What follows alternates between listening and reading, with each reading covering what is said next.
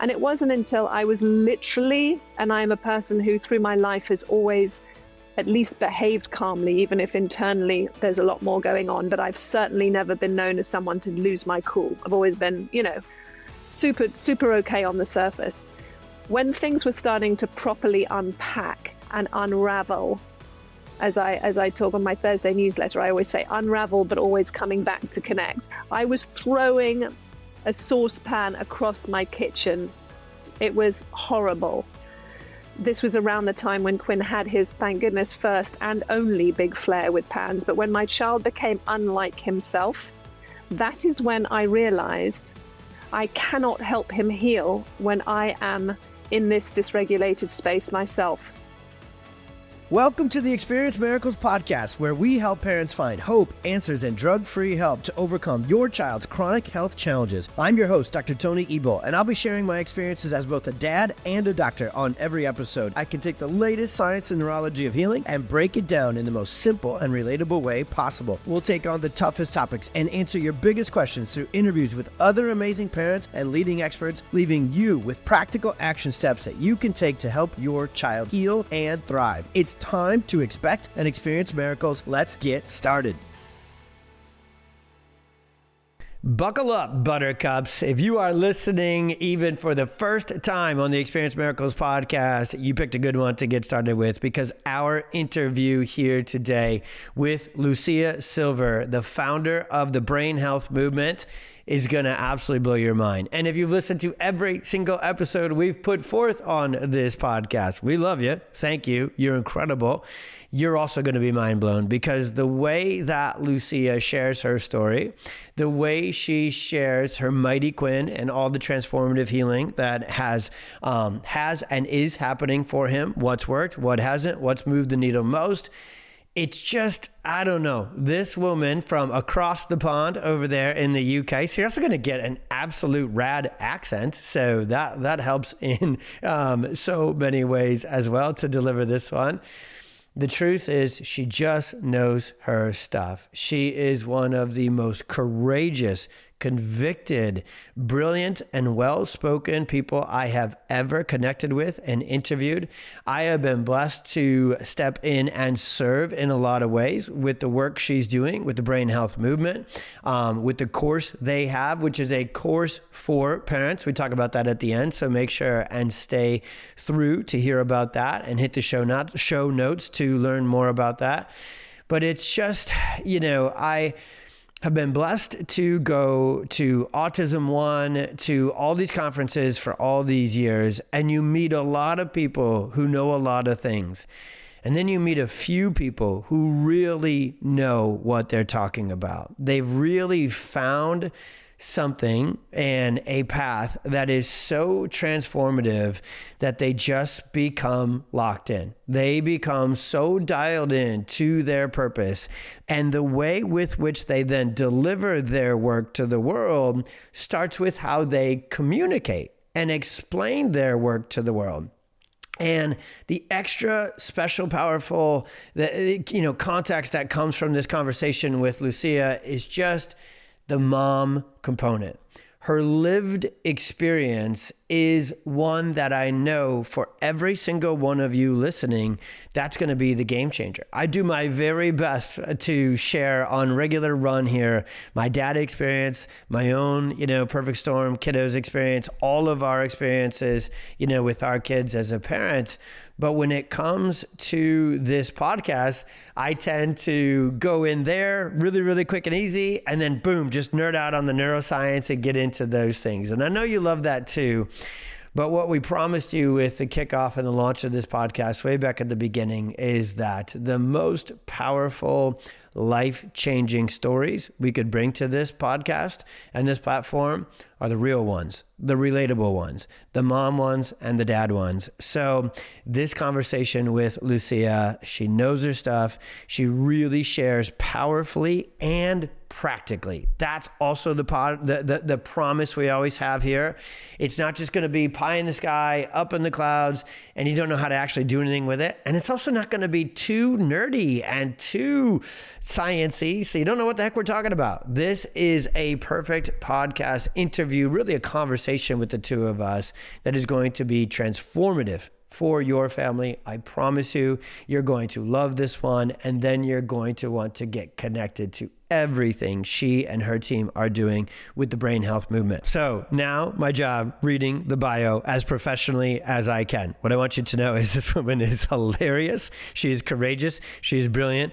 And in the best of ways, she's fancy. And I freaking love that about her as well. You know, us farm kids from the Midwest here in the US of A, we go over to the UK and we go, what is this? You have castles and just all this fancy royal sort of stuff.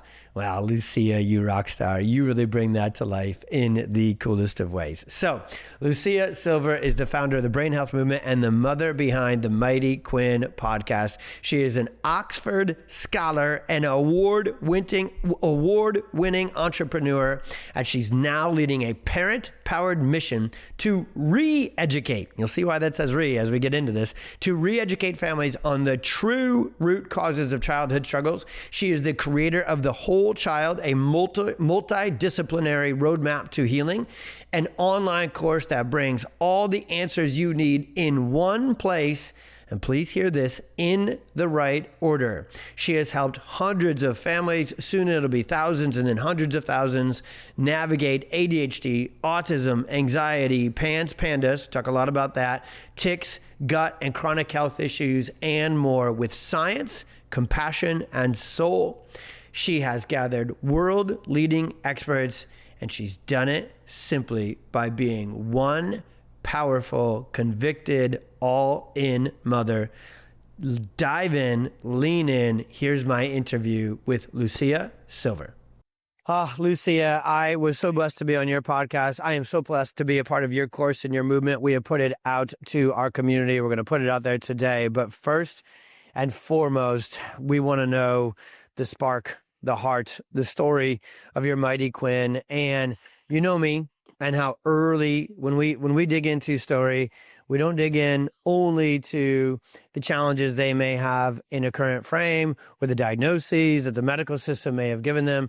We go all the way back to the beginning and, you know, fertility, pregnancy, labor and delivery, Quinn when he was a cute little squishy baby. Can you tell us Quinn's story to kick us off here, my friend?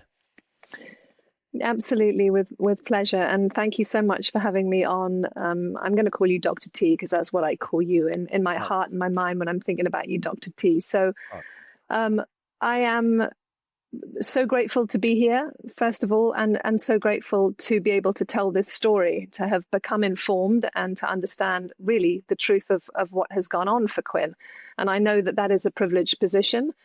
And I really want to make sure that together we work as hard as we can to share this with those mums and dads out there that are yet to understand the importance of these stories and the truth and the possibility of healing and transformation.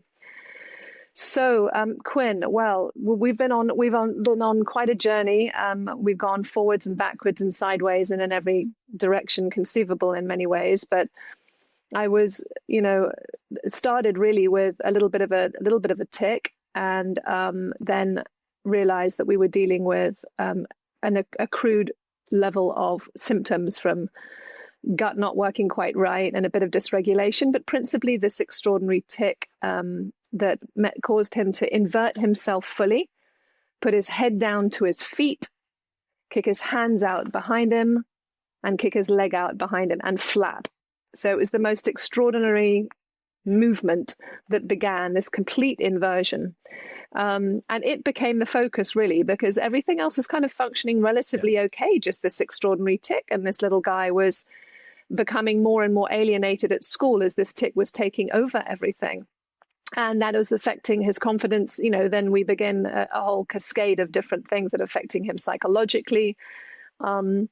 And I was being told by everybody at this stage, including at that point, I went to see an OT, I went to see an educational psychologist, I obviously went to the GP, and everybody was saying, oh, don't worry, it'll probably just go away, don't worry about it. Or I was getting, if it doesn't, there's probably some medication further down the road that'll deal with that. Or I was being told that it was cute, a kind of, it's, who says what's normal? I'm like, well, that just isn't normal.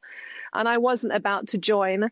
And I'm very feisty about this at the brain health movement. I always say this, Dr. T, I don't believe in, hey, these are cute differences. If a child is struggling, that is not something that you just pass off as either it'll go away or, hey, embrace the difference. This was doing his back, his mind, his confidence, his social life, his social engagement. It was doing no good. There was nothing good about this as far as I could see. May I ask specifically, do you remember which provider or which kind? Because, and again, I'm going to get, you're more of an expert in this by a million miles than I am, from your lived experience with Quinn and then serving so many families over there in the UK and all over with brain health movement. But I find the more I talk to my UK families, the more they've been told that you have to just accept this. Who told you that specifically, and why? We don't have to get into the why too deep, but like, is that kind of is that become almost the main scapegoat over there? I don't know what else to call it besides a scapegoat, from a provider standpoint. Yes, I mean, I think it is. I think unless behavior has become disruptive and difficult in class, and then people get sent for referral for a diagnosis, and then it's, maybe there's some medication that can calm something down. So, but otherwise, yes, it's a bit like, I'm sure that'll be all right.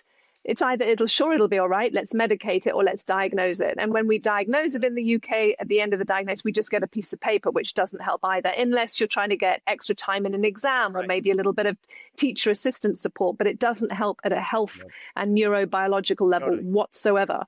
But the really astonishing part was at that stage in my investigation, because I wasn't going to give up, I then hit mainstream neurology because I wanted to check there was nothing going on with his brain, right? So I then went to the GP and asked for a referral. At that point, Quinn was having a seizure, and I was like, I'm really, really concerned there's something in his brain that's caught. I just didn't know what I knew. I thought something nervous system, but I wanted to be sure to put anything cynical aside.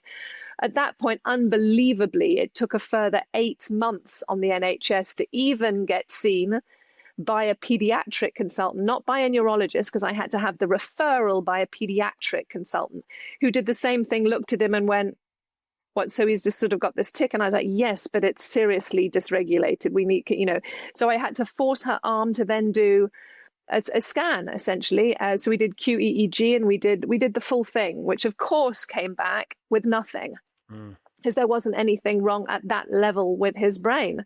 So I was then just told that this was a sort of neurotypical tic, and it would, go away and to come back if anything became more serious. Around about that time, I started to see more aggravation with the tic, and then we had what we realized then was a fully fledged flare, where Quinn started to sort of run away at school. He had about 4 or 5 seizures at that point. There were some other symptoms happening in terms of motor tics and other types of tics appearing. So the whole thing was just going completely AWOL, at which point, thank goodness, I'd already started doing work in this area, because I had read a lot in the functional neurological area. So I'd done a little bit of primitive reflex work. We'd started to do that 3 times a week. I'd started to understand how I could do certain things to calm his nervous system with vagus tone. I'd read about taking him off gluten and dairy, any of the inflammatories. I started to do a little bit here and there of my own accord. And the tic was, because I'm such a nerdy, detailed guy, and I'm going to be that guy during this. It's like we're doing history on a podcast. Do you remember in those 2 boats? So let's call it the neuro stuff, the primitive reflex and the vagus nerve, versus the nutritional stuff and the gut stuff, gluten-free. Do you remember which of those you started first, or did you kind of start them all together? He was intuitively never on dairy, because I've just that never made sense to me. But no, I hadn't taken him off gluten at that point. No, I started purely working on primitive reflexes because I'd read about it and started talking about it then talking about it on the brain health movement, because I couldn't believe that I was being told there was nothing wrong with my child. Yeah. So, And you were at this time, just to give even more relatability to all the rock star moms out there, you were a very busy woman at that time, right? Businesses. Oh, we read your bio, obviously, before we're into this part of the episode, but you had a lot going on in addition to hunting down these answers and tapping into these healing interventions, right? 100%. Yeah. And I'm a single mum with Quinn. Yep. So, when people say I don't have any support, how can I do this? I'm not saying it was easy, because it certainly wasn't when we started doing movement patterns and so on. And we'll come on to why the sequence wasn't necessarily correct, but it didn't, in our case, do any harm, because his tic did dissipate. But we did work a lot on, I worked a lot on his balance, his vestibular, calming his system down. And that worked brilliantly, Tony. Let me tell you, it worked brilliantly for about 4 or 5 months. The tic went away. He was in good shape. And then we saw this shwoom and this massive flare in the summer a couple of years ago. And we found out that there had been mold exposure. And we found out then that he'd had PANS.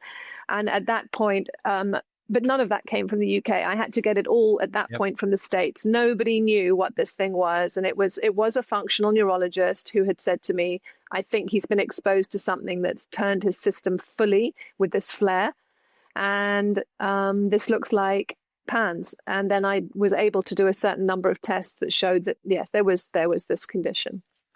Yes. Okay. Amazing. So net over time, that chunk right there, my friend, is that 2 years? Is that 3 years to find, go to the conventional world, wait it out, get no answers, EEG, because again, that's the brain only, not the body, right? And Quinn's neurological dysfunction was clearly trapped in his body, and then telling the brain, haywire signals. So what was the net time frame, would you say, ballpark, on what you just I'd shared? say we've been kind of walking through for about, at this point, 1.5 to 2 years. And it wasn't until then, sorry, go Tony. Can you go all the way back to baby Quinn? Baby Quinn, yes. toddler Quinn, and, kind of kindergarten or whatever it may be over there, the first 3 to 5 years. What was Quinn like there? Yes. And this is what I wanted to come on to, because at no stage in any of this proceedings were we asked about, was I encouraged to look at, was I questioned about what happened during pregnancy and what happened at birth in the early stages, right? So I knew I'd had a traumatic birth, but I didn't know that was going to have an impact. And I know you'll take me on to that in a moment. But little Quinn was not manifesting anything. That was partly why we weren't. There was a bit of a bad tummy. He wasn't producing, like firm poop, and that would have been a sign. But again, I went to the doctor on that when he was a toddler 3-4 times and kept being told, no worries, they get like this. But he didn't have any other expressions in those very, very early years. He was a happy child. He slept. He didn't have any infection. He didn't have anything. But if we talk about what happened in the birth room, when I come onto that, you'll see a lot had happened. But it took a while to kind of gestate and present. But there was a little bit of dysregulation when he was maybe, I would say it started maybe 4 or 5. If you took a toy away from him, he'd like go, ah! But then we kind of, that point, we thought it was normal. There was nothing else. There's a little bit of tapping his face, a little bit of sensory, but he was engaging. He was happy. He slept. He ate. He breastfed for 18 months. This is why we talk about how individual these stories are, right? It's true. And if there's and again, individual is everything. And then it's also, it's kind of like both, I think, are so helpful. The individual is where we got to get, must get, will get to get transformative results for a kiddo. To get information, we can kind of make our way through the library and say, okay, I'm going to go into this category, then I'm going to go into this topic. What I'm saying by that is tics. Motor tics especially, and especially this one, as you said there, that extraordinary. I mean, oh my goodness, that's his whole body, right? Inverting and going through it. But tics in general, and I don't love that term right there, in general. You know how little I like to talk about in general, but it's a good starting point here. Tics hide under the rug, fly under the radar, whatever analogy you want to use, more so than any other condition I have found until these kiddos get to that. Sometimes not until 7, 8, 9, 10, 12, 13, 14 years old. And that's why it's actually one of the reasons why it's so easy for the conventional neurologist and medical system to dismiss them as transient, because they are trained to think, well, every condition is genetic, so you're kind of born with it. And if we didn't have any signs of it, it must be transient. Don't worry, Lucia, they'll grow out of it because it didn't show up in the beginning, so it won't be there forever. And mom guts just know, freaking look at this. His brain, his body are disconnected, dysregulated. Something's going on. And that's the son of a gun with tics. There's little signs, bad poop, bad tummy. Okay, a little bit of the toy thing, but that's not, you'd have to be a perfect storm nerd mom all the way through. Yeah, to know. To pick up on that. And so that's what is so dang difficult about tics and pans. Pans too fits that because you'll have some of these. Oh, we got sick. We got through it. Oh, we had this. We got through it. We were in this house. No big deal, right? Yeah. Big deal. Yeah, big deal. And also with pans, another little tricky thing is that it's they have a heightened immunity because everything is on high alert. So whereas your stories of a lot of kids are, we had ear infections, we had tummy stuff, we had all this, then we had strep, then we had Quinn, I was like showing off for years going, my kid never gets ill. And by the way, I don't either. So maybe I'm operating with some order, but we just don't in our house. And we never take antibiotics. We don't do any of that stuff because we're always well.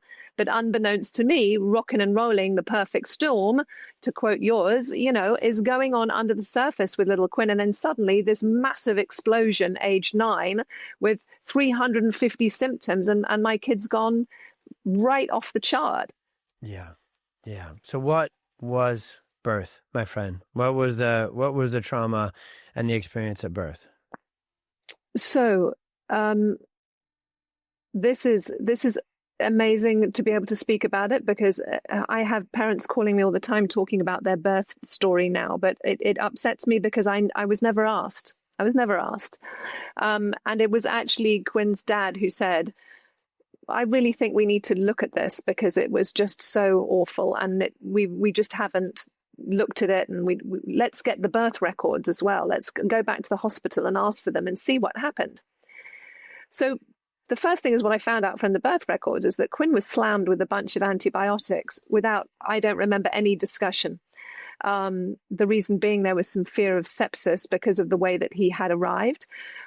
So we were put into triage when we arrived at hospital. There's nothing dramatic going on. I had a very peaceful pregnancy, a very easy pregnancy. I would say that I was stressed through my pregnancy, but a big but, not disregarding that, but we didn't have any incidents. It was an easy conception and it was an easy pregnancy. And just to insert there, because again, this is the hardest part of my job is I despise going back, but if we don't go back, we can't go forward. And you're hardwired to make an impact. God made you to take on stress and be able to do good through it. So that for you is you.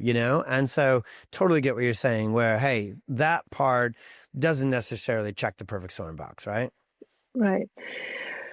So then, we arrived at hospital. We were put in a triage room because I was beginning contractions, but it seemed that we were kind of forgotten about. And we ended up sort of with me bleeding in the triage room and Quinn's dad having to rush out and get somebody to come get us, at which point they all looked horrified, slung me into a wheelchair and rushed me into the delivery room concerned that I was bleeding.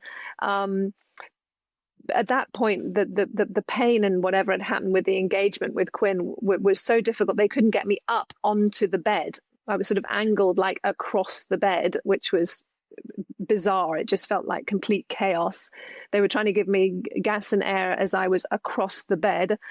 Then they eventually got me up on the bed and we had this whole conversation about, baby's in distress, mum is in distress. I don't know what was going on with epidurals. They sort of were trying to administer one, but it was all. And at this point, the Quinn's dad said, there are about 16 people in the room, all looking and going, we've got to get this baby out. So he said, you cannot believe the stress that was going on around you. They couldn't get Quinn out. They applied Ventouse and Forceps, pulling and pulling and pulling and pulling, started to talk about a cesarean. And I was like, absolutely not. Of course, not even knowing at this point so much damage had been done. I just knew, we were ready with the birth pool, Dr. T. We were ready with the soft music and all of that and the candles and everything. Pull. And then a senior consultant came in. I love this bit and leaned over the doctor's and said, what is going on? Why is this what is going on? And he said, she's very small down there. And the senior consultant said, I don't give a shit how small she is down there. Get that baby out. Yeah. It was the most surreal thing. Anyway, eventually they did. I was destroyed down below, really awful. And they managed to get the little guy out, and they discovered that he had a pneumothorax, a hole in his lung.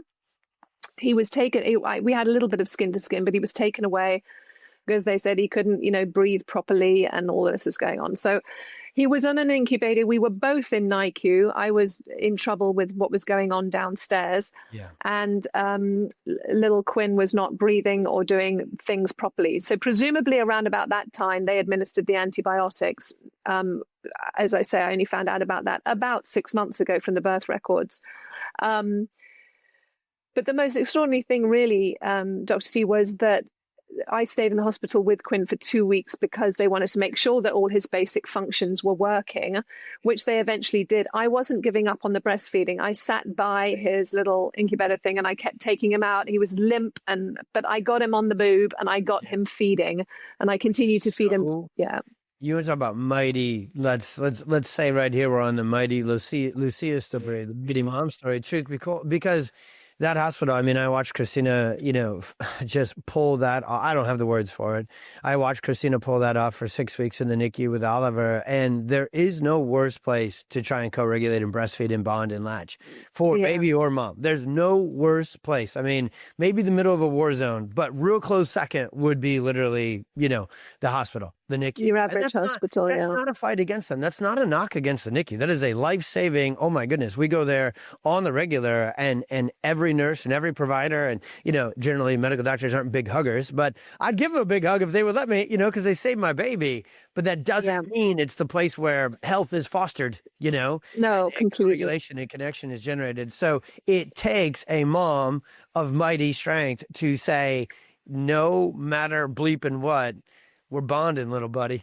Yeah, exactly that. Exactly. Yeah. And I remember going back to my hospital bed without my baby, and all the other mums had their babies. And I had to just keep going back and asking to be wheeled back because I couldn't sit. I couldn't move because of what had happened. And I just they gave me all these donuts to sit on so that I could somehow breastfeed. And there was one sweet maternity nurse that I've never seen anything like this. You're sitting in the NICU through the night trying to get him to latch on. And we got there. But as you say, we share this story. The very interventions that might have saved him at birth also set up the perfect storm. You got it. So now I have to put this together because, again, to me, I think there's a lot of people in our world who can now awesomely look at the science and report it and interpret it to parents and yada yada. But the story, I only ever found my way to the science to put it together because of these case stories. What I can already start to map out for Quinn is the reason it makes perfect neuroscience, neurohealth sense that his tics hid under the radar, that his immune challenges hid under the radar, because on the front side, you took such great care of him during your pregnancy. If you were planning on the birth and the soft music, the birthing tub and the soft music, that means I guarantee you were active, you had good nutrition, you were so healthy during pregnancy that you built the foundation for Quinn's health to be strong. Now, birth came in and rocked his world. Birth came in and rocked his brainstem. I'm going to be brief there. Now, on the other side, had you not fought to latch, to breastfeed, not only does he get, if you don't get that nutrition, you get different nutrition. I'll just leave it at that. And it's not even close to the same. But most importantly, and that's hard to say because nutrition is vital, but if you had to put the two against each other, it's the co-regulation, which I know you in the brain health movement, and we don't have to go there just yet on this, but it's worth saying for sure. What that did for Quinn's nervous system is it kicked in healing that only mom can do. Only mom can do. Not dad, not doctor of chiropractic, not anybody else could have done that healing in that NICU for those 2 weeks and the 18 months after that. That breastfeeding, it's about nutrition. Yes. It's about neurological co-regulation and bonding. Yes, yesity frickin' yes. And so you healed him proactively by being such a boss during pregnancy, and you immediately started to heal your baby proactively afterwards with everything you've done. And that's why his storm didn't necessarily show up till 9. And that's why now he's healing so dang well through his storm, because he had healing interventions from you, mama, first, before anybody like us could step in. So I would have been entirely remiss to not tell you and tell everybody listening that that's how it works in Quinn's story. And Quinn's story is his story. So to help him, we got to put his story together, you know? So I love you. You're a powerhouse. You're incredible. All moms and all dads are. But if we were picking dodgeball teams, I'd pick all moms. Okay. So I'm just being truthful. I've been at it for a while, you know? Or football teams. I don't know. And I especially wouldn't pick American dads to play football because goodness gracious, we suck at soccer. There. See what we did there? We got a nice little moment of levity and truth. That's also true. While funny. So we can move on to the next stage of this. Okay. So now flash all the way back forward with us. You lived that experience with this little rock star. You then, your beautiful brain starts finding PANS and primitive reflexes and interventions and nutrition. And you said earlier, I wrote it down, you felt, you know, your story took left, right, sideways, forward, backward. What did you start to figure out moved you forward? If we go there first, what were the things that were very, you mentioned it with the neuro stuff, but let's go. Yes. I mean, I think that the order wasn't necessarily correct in that I know now where we needed to start, which was starting with the birth trauma. And had I known, my ideal scenario would have been take Quinn in to see a neurologically focused chiropractor, and myself, by the way, at that point, because we were both suffering with the trauma of this birth. That would have been our first stop. But as you say, I think we were blessed in that we had strong foundations from the feeding, from the food, I was stressed. I don't think I was an unstressed mum at all in the early stages for Quinn, but I was a very mindful mum, aware of my stress, if that makes sense.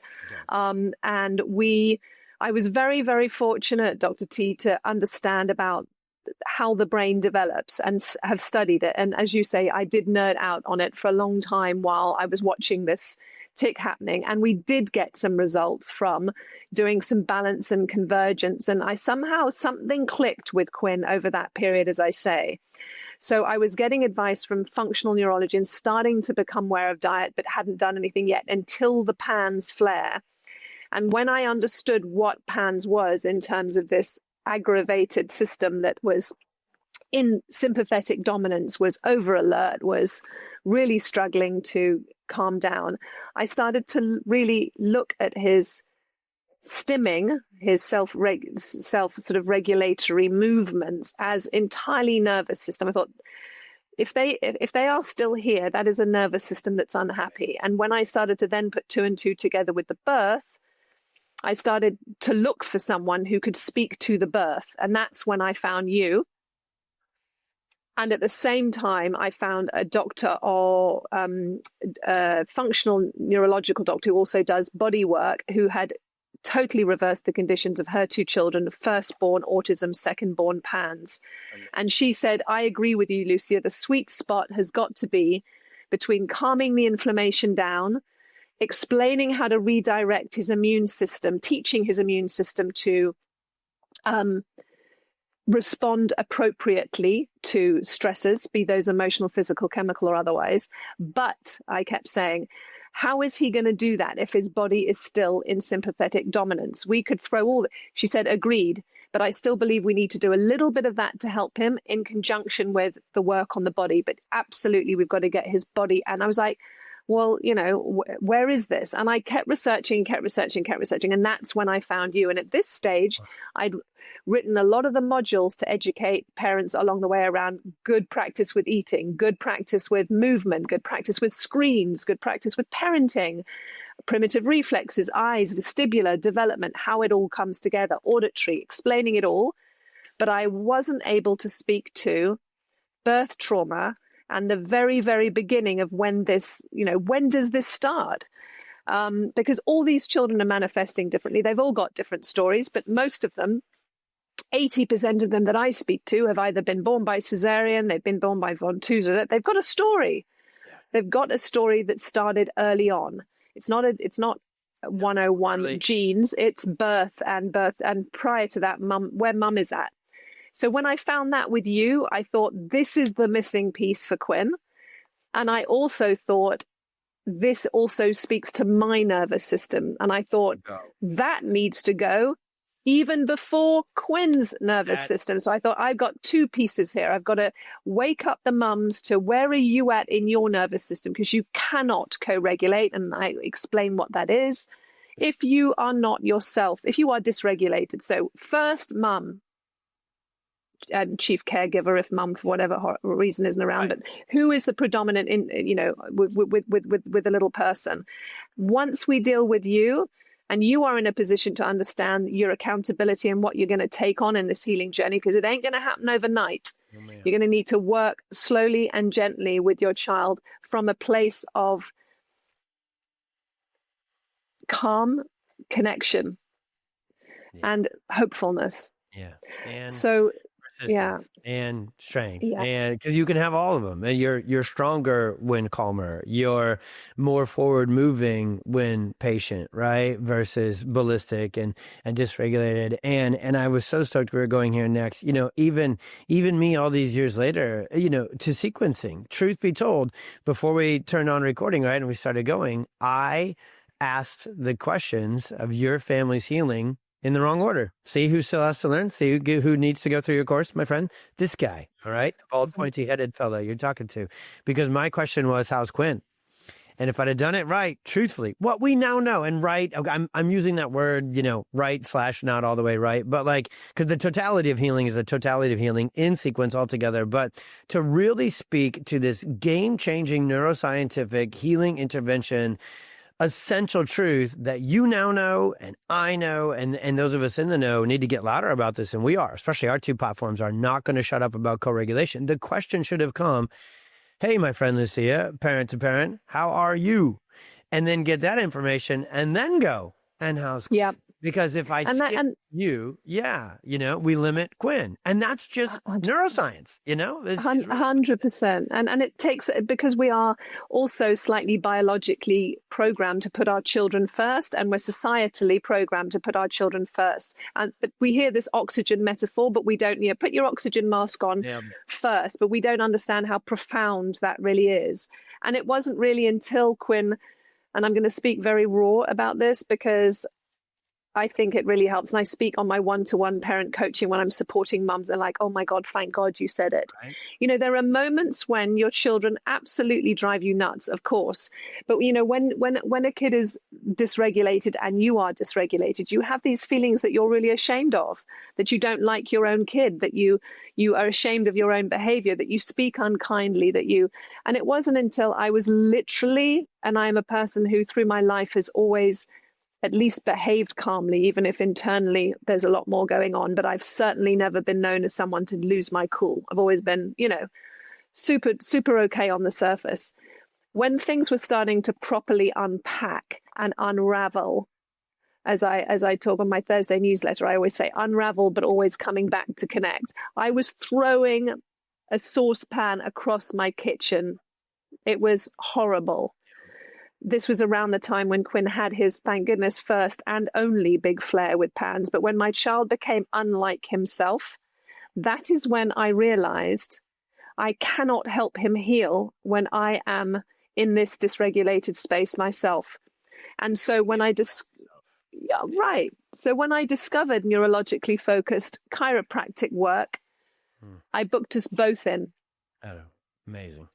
And now I am actually being sponsored by one of the chiropractors who said to me, don't you stop, Lucia. You can keep, because I was like, I'll right now, financially, I'll just focus. No, we'll sponsor you. We'll keep you coming in. We need to keep you in a good space. And I was like, oh my God. Yeah. Goodness me. You will now know how this works. I'll state it this way because it's so freaking real as rain. To take this movement to the world, we need your HRV in the green like nobody's business. We try and do this work with your HRV not in the green. So everybody listening, the way we are our high-end HRV. So Oura Ring, Whoop, Garmin, awesome. I'm biggest fans of those, but they don't touch the depth of accuracy of measuring resilience and nervous system function or dysfunction and dysregulation in a mom, in a baby, in anyone, like in our offices with the inside scans. So when you're in the green, it plots it. You get your HRV and you get these scores and you get this data table. We get real nerdy, but there's also just this summary graph that the brilliant Dr. Fletcher put together. And when your little white dot is in the green, you're balanced. You're close to the bullseye, right? Where you want to be. And the amount of good work you can get done from the green is 100x what you can get done out of the green. The amount of calm that you can operate with in the green is 100x out of, better than what you can. So the amount of healing that you can experience, that Quinn can experience, that this world can experience, and our podcast crew that's listening in that knows me well, they're part of my healing team. And if there's one, people always ask, how do you have so much energy? How do you stay so positive? It's going to be the most Homer answer ever. I fight my ASS off I get adjusted 2 to 3 times a week. When I'm traveling, I'll sometimes bump it up to 4. I get to cheat. I travel with chiropractors. That's a nice perk. Mm-hmm. But I literally am obsessed with staying in the green because otherwise, I'll leave it at that, otherwise, no. I know what happens outside the green. I know the limits of the mission that God has called me if I go outside the green. I know what kind of parent. I'll share this. I kind of want to shut up, but it's so important. I want one more story for this, real life, just recently here in the United States and actually all over the world. This past weekend ended up being one of the best weekends of my life as a parent. The weekend prior, Lucia, and we haven't caught up since this. We're doing it right now, and we'll record it and put it up there because this podcast is for parents to heal yourselves and your children. Over here in the U.S., Charlie Kirk was assassinated, and I have teenagers who have, we have the parental controls. We're in that way of parenting, but there's 17. My daughter's 2 weeks away from being 18, and my son is 16. They have phones. And so I was serving patients when this happened and it went down. I didn't know anything about it till I'm getting home and everything else is happening. My kids, they're still kids. I know I said 17 and 16, but they're also still freaking kids, right? In terms of neuroemotions and prefrontal cortex. My kids saw it. There's nobody that's prepared to see that. There's no kid that's prepared to see that. There's no parent prepared to know that your kid saw that and then parent your way through that. And so, Lucia, that day, our practice was, I barely remember that shift because it was so hard, right? I barely remember that that night, that next day into parenting my kiddos. And I'll get to it. I know I'm a long storyteller, but my daughter, we had a tough, there's no words to say how awful that weekend was. My kids, especially were so dysregulated, so not themselves. You said it, so unlike themselves. It drew me. I was so unlike myself. I reacted at a level that I've never reacted to. And it was the shittiest weekend of my entire life as a parent. And on the other side of that storm and everything we're going through, now what it forced us to do was be like, what does all this mean? And how are we with God, with each other, with our core values and principles? How are we going to get it? Led to some of the most transformative healing talks I've ever had with my kiddos. You guys, I was dysregulated like nobody's business in that moment, trying to bring my kids back to health. And I failed. I bombed. I did not do well, and that mark will be with me, for time. And so all that to say, what we're going to do through the Brain Health Movement, through the PX Docs platform, through Lucia and Tony and our crew, we're going to serve your whole family, including your nervous system, moms and dads, at a level we never have. We just are committed, aren't we, my friend, to never shut up. 100%. And that story, Tony, it just proves we are never really fully prepared for what may come. We can only prepare ourselves and understand that these stresses are enormous. The stresses are not necessarily ever going to go away. That's the truth of life. So all we can do is understand how to enlarge our window of tolerance, how to be more present, more elastic, more able to contain as the stress bucket gets filled up. And it is our responsibility until our children, and probably beyond the age of 26, 27, when they start to be able to do it themselves, we're still going to be that person. We all still, as adults, go to our mum, right? Yeah. But understanding that invisible load for mum, the appointments, the school calls, the meltdowns, the late nights, the Googling, the financial strain, we're told to be the backbone. but no one asks how broken that back already feels. And so until this is my point, that we have to support mum. We have to help her to help them. So this is where we need to, Take us there, Jean. You're the best at this. So, and I know we're gonna put it into the show notes. Everybody, this one has gold in the show notes. We're gonna put your guide. You have it in your course. You lead with it. You give a lot of this literally for free to everyone. So we're gonna get that to them. What's your play? The word in my head is, what's your playbook? Can I say mom? Because it's so much more fun than saying mom. And so I'm talking mom. I'm working on it. I've been in Australia and I'm talking to you. Mama. Yeah, mama, mate. And then over in Australia, they were like, you don't call people buddy, you call them mate. And I was like, oh, this is fun. I got mom, I got mate. I'm like, I'm working on it. What's your playbook? What are your, getting adjusted? Heck yes. And I freaking love that. Oh my goodness, right? But like, what else? What's your playbook to take care of your nervous system and your resiliency and your regulation? Well, my big one probably is I do a super long walk with the dog. And I try to keep away from the phone. I have a long salt bath in the evening. I say long, that's an exaggeration, and I'll be pretending. I'm at my most neurotic, I might clean the bath when I'm in it. There's an admission. When I'm at my most relaxed, I will, spend time in the bath. But my real treat, honestly, Dr. T, my real treat to myself is to go and have neurologically focused chiropractic. I've never done anything that committed for me in my life ever. So in and of itself, the act of committing to something financially, emotionally, physically for me, before I even get there, the fact that I have committed to it is a change in consciousness. And I know that I was drowning, and until I found my own regulation, Quinn couldn't find his. So, those mums listening who have felt that midnight spiral cry, the cries in the car and everything else, I don't believe that stress just takes itself away. I think there's a level of trauma that stores itself in our bodies, and we're in a state of apprehensive worry 24/7, and that is chronic stress. That is the same as eating sugar. That's the same as being on a screen all the time. That is an inflammatory, sympathetic, very unsustainable state to be in. At some point, yeah.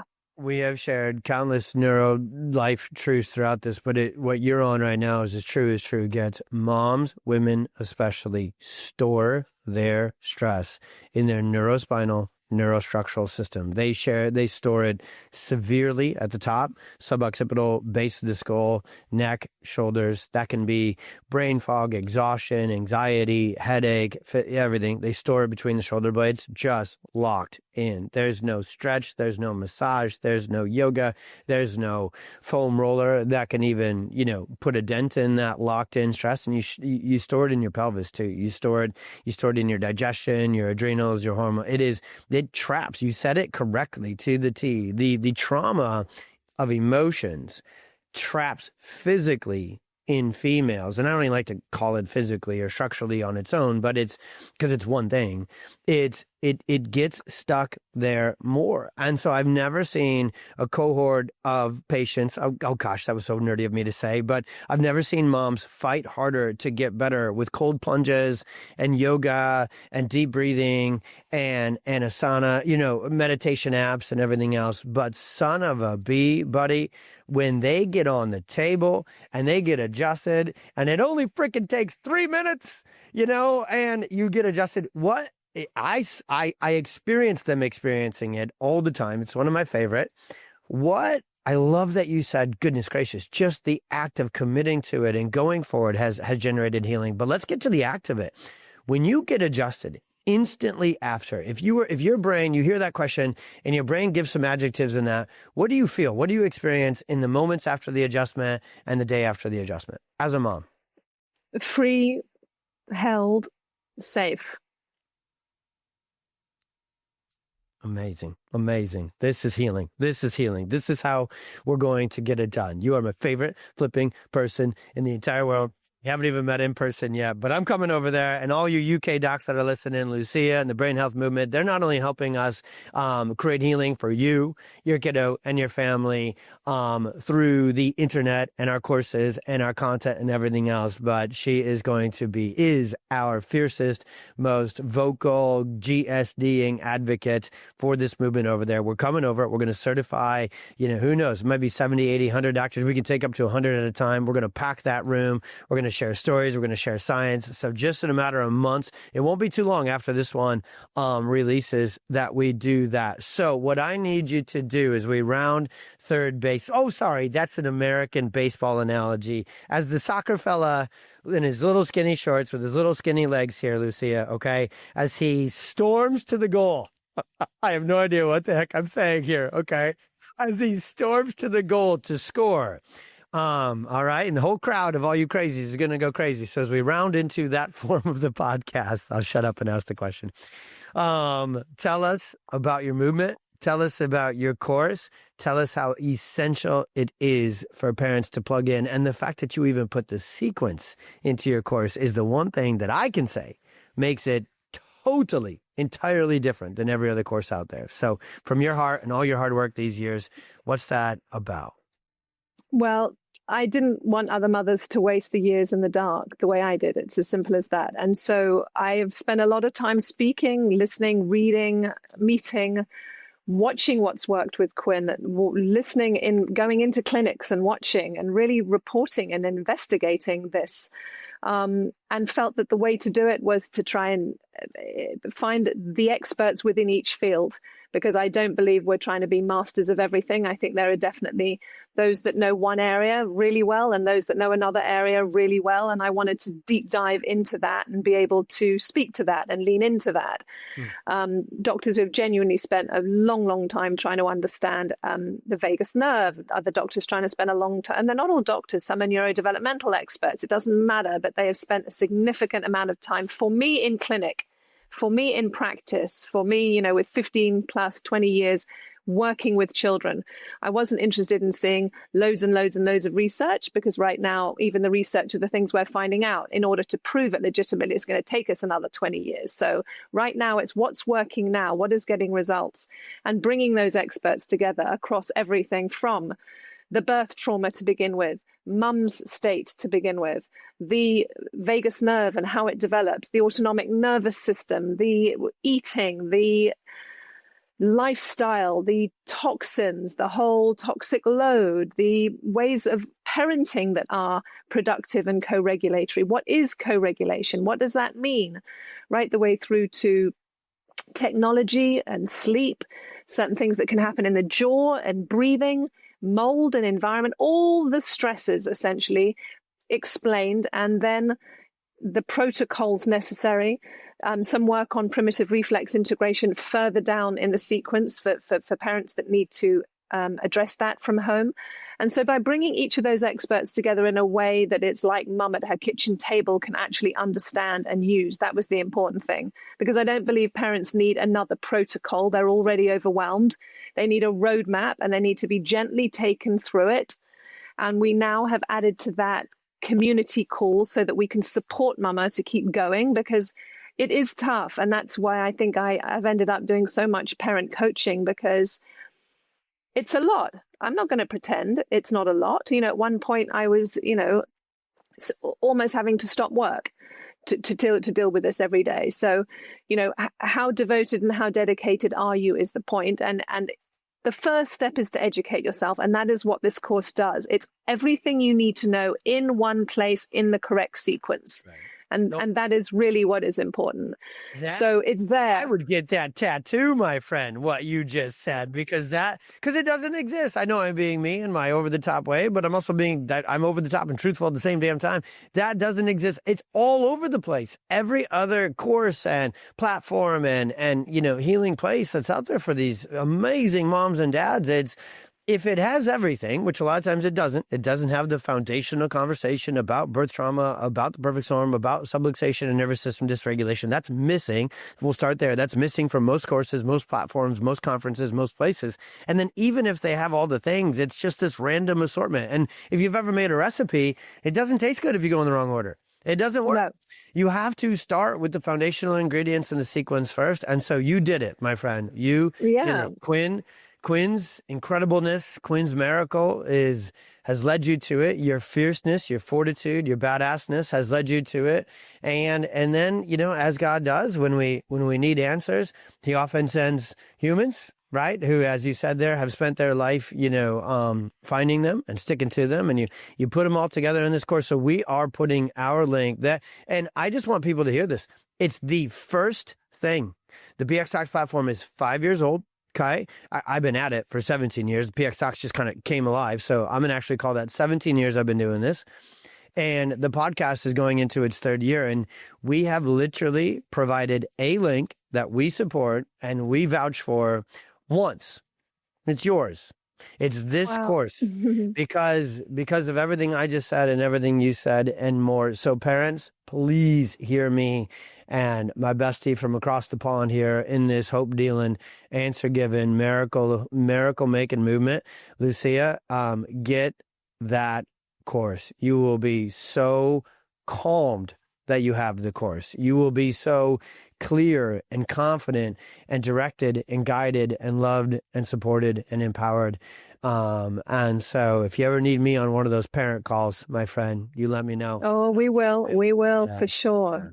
Let's do it. Okay. Well, everybody, I could keep jamming. We will keep jamming. Promise you this too. This is not your last time on here. I wanted to start our foundational interview with you through that powerful, unbelievably powerful story with you and Quinn and the journey you have walked to healing. He's a miracle now, and he's got more adjustments, and you got more adjustments and more healing and more miracles to experience. And we got more to serve and more people to reach and put forward. So everyone listening, please follow them on socials. Please get into the course. We've got an amazing offer for you on that makes it a no-brainer. And Lucia, I will let you take us home talking to these moms and dads. Please give them your into action, into and through the storm message, and we'll close her down. Wow, that's quite an intro there, Dr. T. I just want to say to the mums out there, to those overwhelmed mums who are listening, that absolutely this change and transformation and healing is possible. Sometimes the biggest miracle is a mum feeling seen and supported for the first time. And I know that everything that PX Docs are doing and everything that we're doing at the Brain Health Movement, it's not another thing for you to do alone. It is someone to do it with. Our role is to help you know where to start in the right order with the right people. So please lean in. We have plenty of free resources. It's not just the course. We have plenty there to guide you through. We have a free masterclass even to show from burnout to breakthrough, which Dr. T features on as well. And then you see me talking to another mum about how we need to get ourselves into a calmer space. Help us help you. That great Jerry Maguire thing. Help me to help you. Well, this is help us to help our kids. We got to come first in this. If we're not strong, the whole ship sinks. So please know, we get it. We know you feel overwhelmed, but we're here to make you feel safe, understood, guided, and road mapped towards healing. Love it. Love you. Respect you. So grateful for you. And everybody listening in, please, as always, I'm the worst internal commercial giver for all this, but just plug into these resources. Follow these pages. Follow the Mighty Quinn podcast. We will also put that in there. Get into the breakthrough course. Get into all the resources. We love you. Share this, share this, share this. We got into a story and a science here that is not talked about anywhere else. So if you've ever shared an episode, those of you listening in here, please copy this one, text this one out, put it on your Instagram stories, put it out there. We got ourselves to save, we got our babies to save, and we got a whole lot of countries and a whole lot of chronic illness to reverse, and then a whole many more generations to say, let's not go down that road. Let's not go into that storm. Let's make the loudest miracles the ones that never needed to be a miracle in terms of transformation. Love you, Lucia. Love you, everybody, and we'll see you on the next one.